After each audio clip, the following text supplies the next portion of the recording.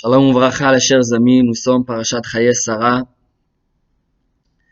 Parashat de la semaine, il y a deux grands thèmes dans la parasha.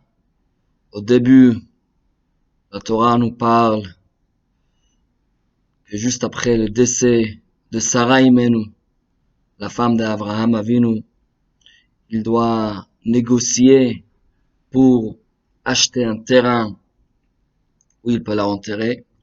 La Torah parle avec beaucoup de détails sur cette vente qui a été faite à Abraham Avinu. Et la Torah répète cet événement à plusieurs reprises, pas seulement ici, dans notre parashat Chaye Sarah, mais aussi plus loin, dans Perek Kafei Pasuk Tet, Perek même Tet, Pasuk Lamed, et Perek Nun, Pasuk Yud Gimel. À chaque fois qu'il y a un autre personne qui devait être enterrée là-bas, si c'est Yitzhak, si c'est Yaakov, parce qu'Yaakov demande à Yosef de l'enterrer là-bas. À chaque fois, la Torah répète que ça c'est le champ qu'Abraham a acheté de Ephron dans notre paracha. Deuxième grand thème dans la paracha, qui est la plupart de la paracha cette semaine, c'est l'histoire de Eliezer et Rivka.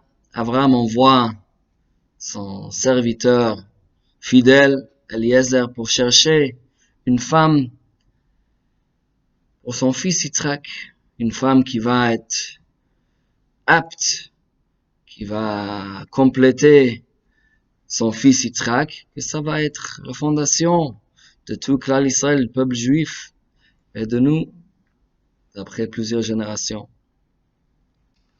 Alors c'est très intéressant, ces deux événements sont racontés dans la Torah avec énormément de détails, en particulier l'histoire de Eliezer et Rivka.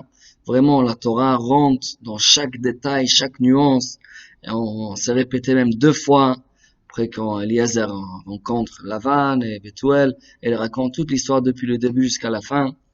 Et déjà, Chamim disent que c'est intéressant, il y a beaucoup de mitzvot, des lois de la Torah, que la Torah met une lettre, peut-être, pour une allusion que cette mitzvah existe. Et là, la Torah, entre guillemets, elle va gaspiller énormément de mots, une paracha entière, avec tellement de détails pour une simple histoire. Et la question se demande pourquoi.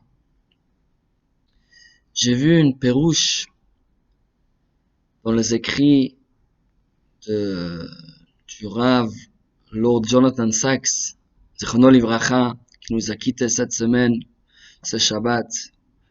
C'était un homme extraordinaire qui a su transmettre notre Torah avec une façon claire et actuelle pour notre génération.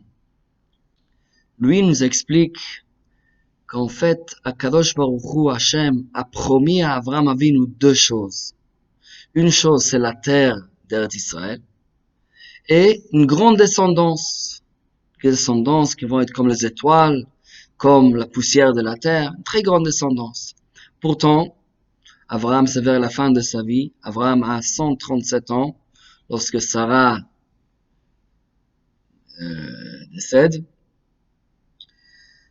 Il n'a pas la terre, une grande descendance. Il a un seul fils qu'il a eu avec Sarah, Yitzhak. Et ce fils n'est même pas marié. Alors, où est cette promesse?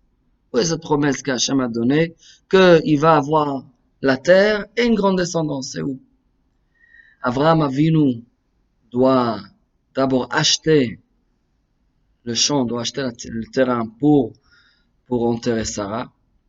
Et ensuite, Abraham, il s'occupe de trouver la femme de Yitzhak. Dit le Rav Sachs, Zichrono Livracha, il dit, vous savez quoi? Abraham sait très bien c'est quoi la promesse d'Akadosh Baruch Hu.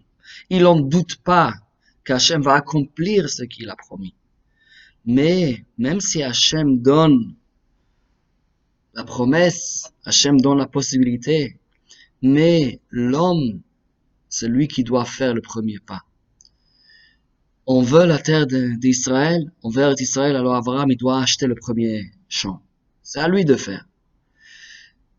Yitzhak, il va avoir une grande descendance à partir de Yitzhak, alors c'est lui qui doit se soucier pour avoir une femme, pour le marier, pour au moins le mettre en place, ce système comme ça, Kadosh Baruch Hu peut nous aider. Hachem donne des cadeaux, mais la leçon de la paracha, c'est un cadeau n'est jamais gratuit. Une personne doit faire le premier pas.